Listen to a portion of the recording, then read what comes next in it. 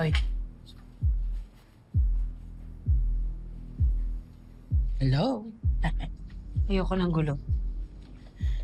Teka muna, Lorena. Carolina. Alam mo, dapat masanay ka na sa gulo. Lalo na pag nasintensahan ka na. Mabubulok ka na dito. Habang buhay mo na kaming makikita at makakasama. Kaya nga nilalaban ko yung kaso ko hanggang dulo eh. Dahil ayoko magtagal dito kasama mo. Tapang? Ang tapang naman. May pinagmamalaki ka na ba, ha? Alam mo, tama na nga. Hindi kita papatulan. Ayoko mabartulina ng dahil sa'yo. Alam mo, ikaw? Ha? Halika nga rito. Yung bunganga mo na yan, ha? Matabil eh. Ito! Ayan! Sige! Anuhin mo! Masarap yan!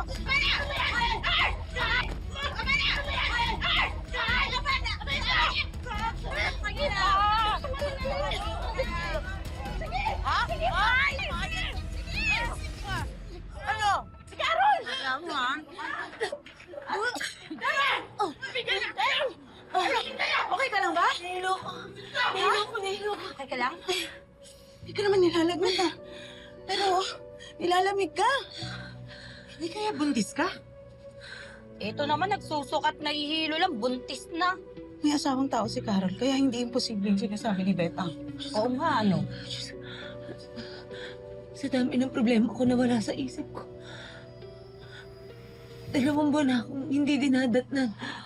Ayun! Confirm! Buntis ka na! Oh, anak. How are you? Huh? I'm sure having a lot of fun there, no? Daddy, namimiss po kita. Namimiss ko rin po si Nainay. Kailan ko po uli kayo makikita? Sana po soon Super D ha. Sobrang na miss ko na po talaga kayo ni Nainay. Please, Daddy. Anak. Promise ng Super D mo, mabubulit ang pamilya natin. Okay? O sige, anak, call you later, okay? May gagawin pa ang Super D mo. Kaya miss you. I love you. Bye.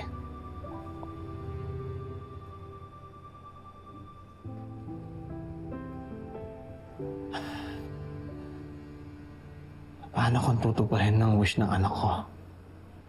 Kung ako mismo hindi ko na alam kung sinong paniniwalaan at paglalaban.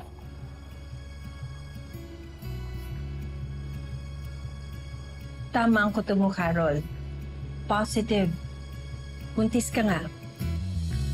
Hindi matitiyak ang bukas at sigurado rin wala tayong takas. Totoo kung buntis ako? Pregnancy test kits are 99% accurate. So, buntis ka nga. Pasensya na po, pero hindi na ho ako makapaniwala na buntis ako. Understandable naman. Pero you have to take care of yourself, Mrs. Santos. As you may already know, the first trimester is the most risky.